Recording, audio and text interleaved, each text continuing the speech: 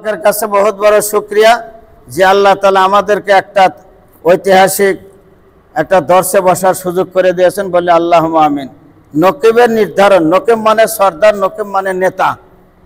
তৃতীয় বায়াতের পুরো পর্বটি শেষে হওয়ার পর রাসূল সাল্লাল্লাহু আলাইহি ওয়াসাল্লাম ৭৫ জন আনসারীদের মধ্যে ১২ জন বিশিষ্ট আনসারী সাহাবীকে নকিব অর্থাৎ নেতা বা প্রতিনিধি নির্বাচন করলেন। কারণ এদেরকে নকিব বলেন, নাকিবনে বসন নোকাবা। তাদের মধ্যে খাজরাজ গোত্রের ৯ জন এবং আউস গোত্রের ৩ জন। নকিব নির্ধারণের পর পুনরায় তাদের নিকট থেকে দায়িত্ব পালনের বায়াত গ্রহণ করেন। জনৈক প্রবীণ আনসারী ব্যক্তি বলেছেন,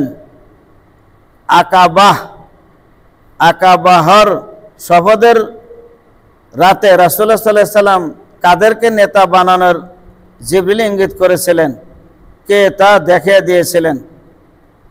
খাজরাজ গোত্রের ৯ জন নকিবের নাম: আবু উমামা আস-সাদ ইবনে জুরারাহ, উবাদা ইবনে সামিদ, সাদ ইবনুল রবি ইবনুল আমর, আব্দুল্লাহ ইবনে রাওহা ইবনে ইমরুল কাইস, রাফি ইবনে মালিক ইবনে আজলাল, বারা ইবনে মারুর ইবনে সাখর, আব্দুল্লাহ ইবনে আমর ইবনে হারাম, মুনজির ইবনে আমর ইবনে খুনাইস, সাদ ইবনে উবাদা ইবনে দালিম।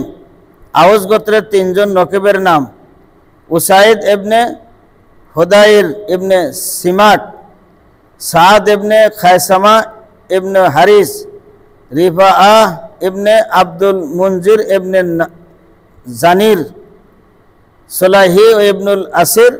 এই সমস্তগুলো হলো নাকিব। এদেরকে সর্দার হিসেবে হুজুর সাল্লাল্লাহু আলাইহি সাল্লাম নির্ধারণ করে দিয়েছিলেন।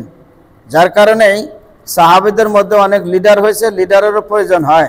কারণ লিডার নিযুক্ত না করে দিলে সামনে সমস্যা হয়ে দাঁড়াবে। এই জন্য একজন মুরব্বী নির্ধারণ করতে হয়, মুরব্বীরও প্রয়োজন আছে, দরকার আছে।